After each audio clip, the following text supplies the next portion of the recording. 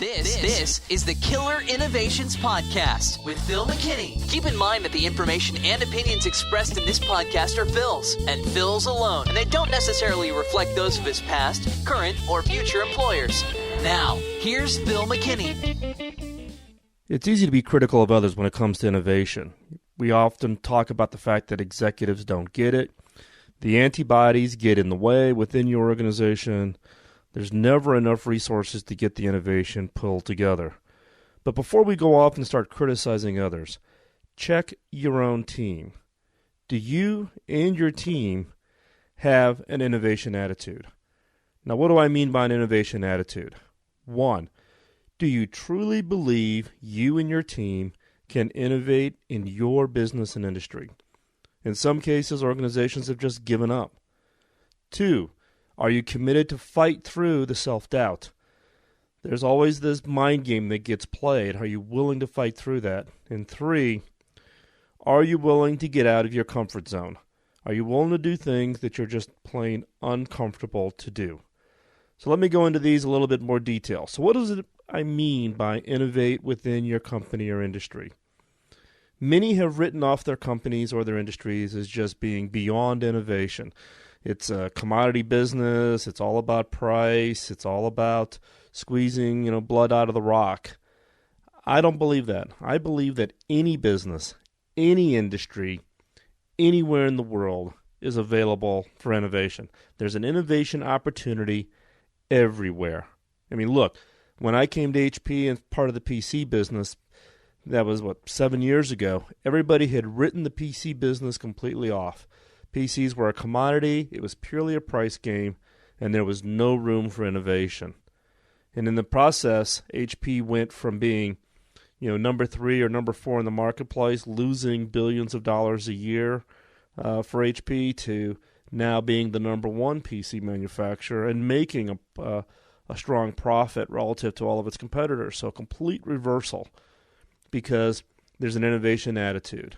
Just because others have written it off doesn't mean you write it off. It may mean you have to work harder to find it, but every industry, every company has an opportunity for innovation. Now, the other piece of this is the belief about the role within the organization. Some believe that, the innovation attitude is great and the ability to have that focus on being able to believe that you can do it within your company and your industry, but that's R&D. That's the innovation team. That's the senior executive's responsibility. Bogus. An innovation attitude when it comes to believing that your company and industry is open to innovation is the fact that everybody in your organization needs to participate, can contribute, and should contribute. One example is there's a course I taught inside of HP, and now I teach it outside of HP, called the Innovation Bootcamp. It's a very intense course to teach people the fundamental skills, basically to convince non-believers that they can be creative, that they can be innovative, that they can go out and change their organization or change their career. In one of these innovation boot camps, an executive assistant participated. Now, you would think of as executive assistants being responsible for coordinating calendars and booking travel and conference rooms and those kinds of things.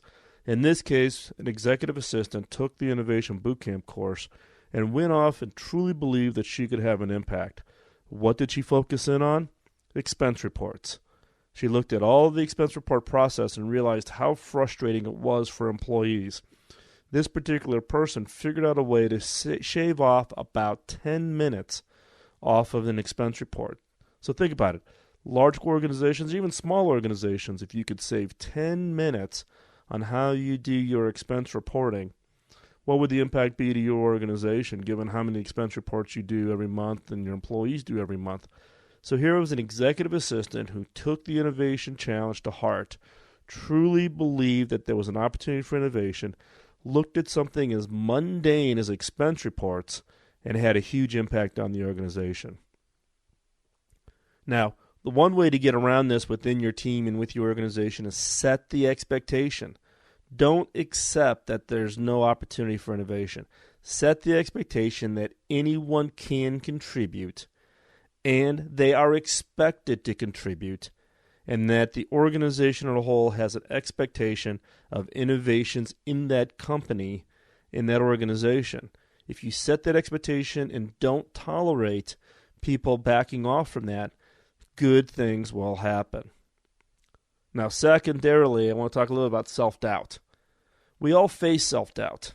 If you're going to have an innovation attitude, if you're creative, if you're coming up with ideas, you are going to fall into this trap of self-doubt.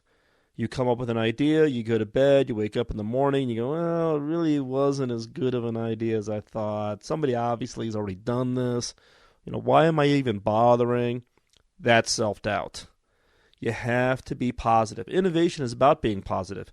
You're doing these innovations to have impact on people, to have impact on your organization. Come up with something great that people really will love. So innovation in its own right is a positive activity. So you have to latch on to that. Self-doubt triggers pausing, or you're slowing down, or you're doubting whether or not the idea is really good, so you don't even get started. You give up on it, which means self-doubt leads to no innovation.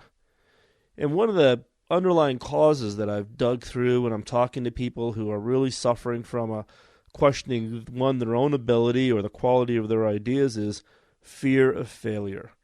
We use self-doubt talk, things like, oh, somebody's obviously done this before, it's not new, I'm not that smart, what makes me think I could have come up with that idea before somebody else?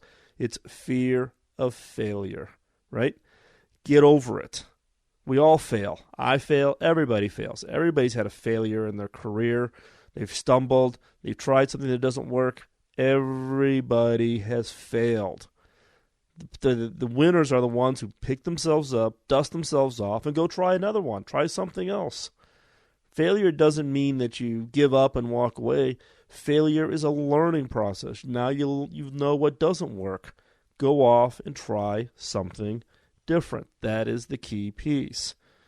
Now, the last is what I call the comfort zone.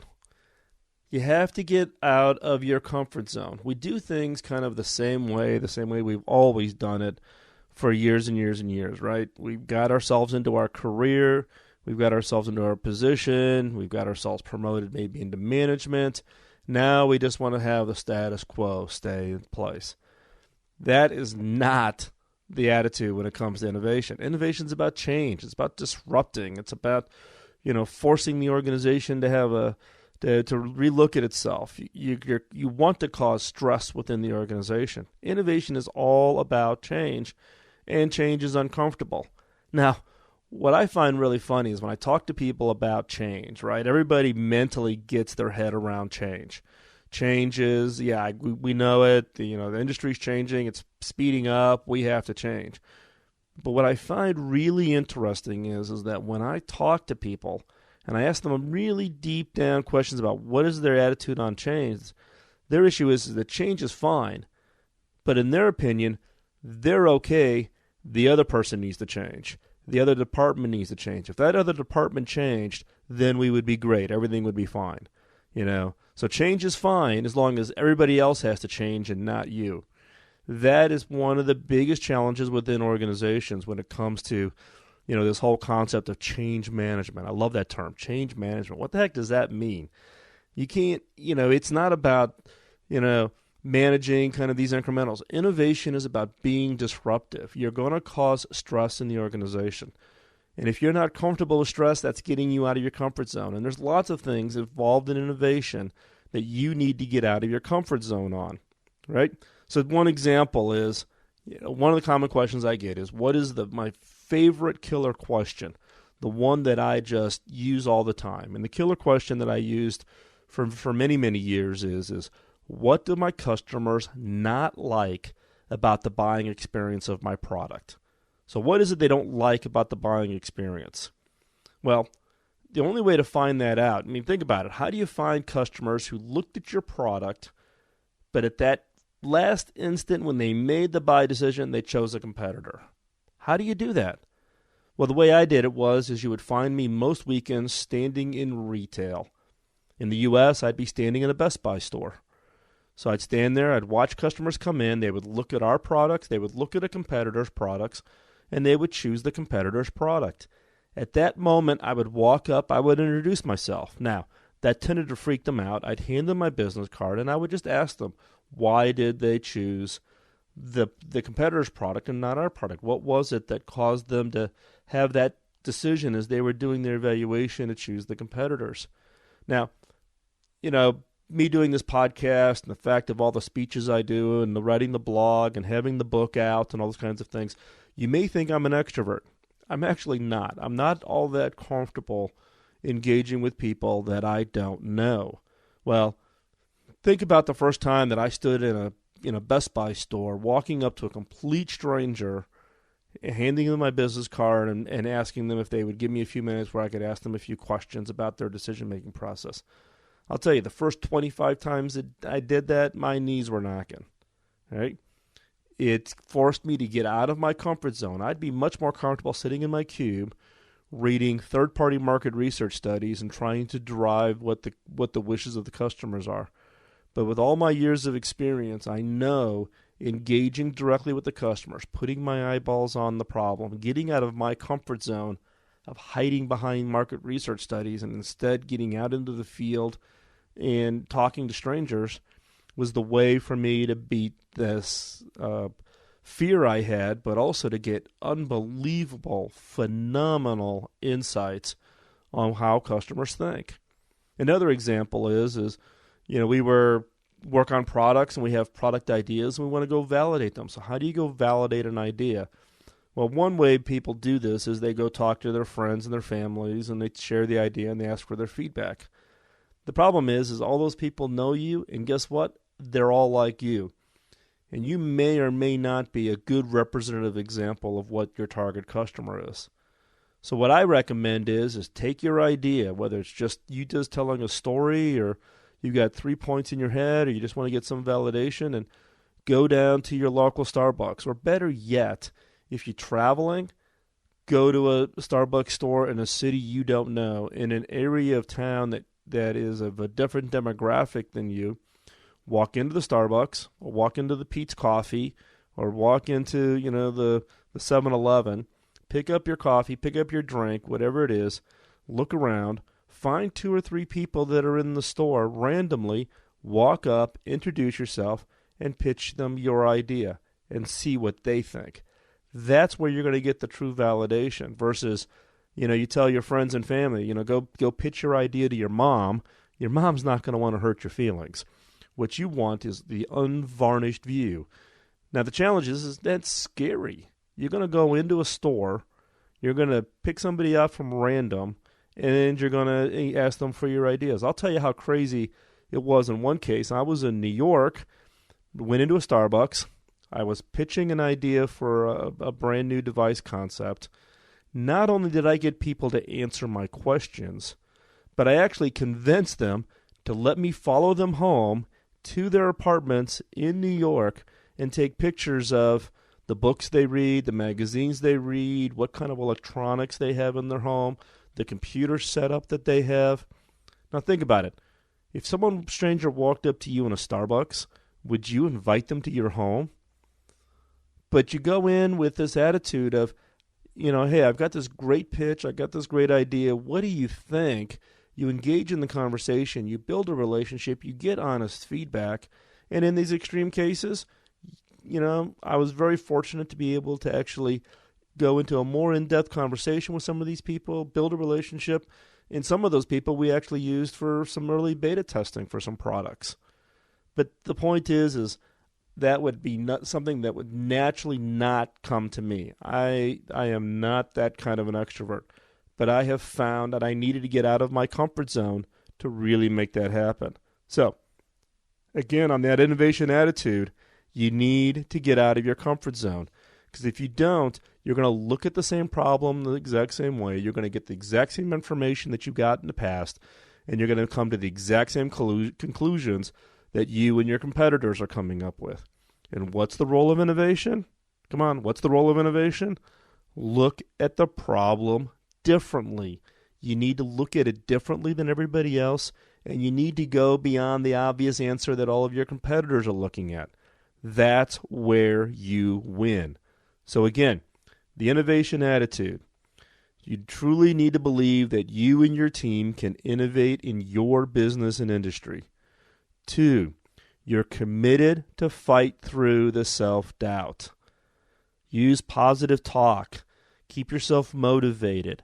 Find people who can be supportive of your work and innovation, the ideas that you're coming up with, because you will suffer from the self-doubt. Get over it, buck up, lace on your tennis shoes, and get out there. 3rd, you have to be willing to get out of your comfort zone. If you don't get out of your comfort zone, if you continue to do the things the exact same way you've done it, then you're going to end up doing it the exact same way, coming up with the exact same solution that all of your competitors come to. And guess what? You're not going to find that innovation that's really going to be transformative to your business and to your industry. So you got it? I hope so. So thanks for listening to the podcast. I know I was kind of a little bit of a rant, but this is something that I'm keenly passionate about. So if you have feedback on this podcast or any of the others, send it to feedback@philmckinney.com. I answer all my emails, or at least I try to answer all my emails. To learn more about this and other things that can help you with your innovation strategy or the innovation activities, both on a personal basis, or if you work in a business, or you work in a nonprofit, or you work for the government agencies, or you're just an at-home mom, take a chance and try out in these innovation approaches, because like I said, I've got one at-home mom in upstate who uses some of these approaches to come up with better ideas for their vacation. And where you can find out more information is to buy the book. Beyond the Obvious came out in February. It's available in all your bookstores. You can get on your Kindle and your Nook. And yes, it is available on audiobook, but I'll warn you, it's not my voice on the audiobook. The professional guy who did it did a phenomenal job. I'm sure because of your listening to the podcast, you would get a lot out of the audiobook. Also, visit philmckinney.com. A lot of blog posts over there. Use the search field to search for all the stories and posts about other parts of innovation that you might be interested in. Now, for those of you, if you're a first-time listener, you may not be aware of why I do the podcast. The podcast is a way for me to give back into the community my expertise and background, having been the CTO at HP. Now I'm retired, and I want to find a way to pay it forward. I had an early mentor, Bob Davis, early in my career, who invested a significant amount of time in establishing my career. And when I asked him how to pay it back to him, he said I couldn't. I needed to pay it forward. And that's why I do this podcast. So all I ask for you is, you can't pay it back to me. You need to pay it forward. Pay it forward by telling others about the podcast. Let them know about it.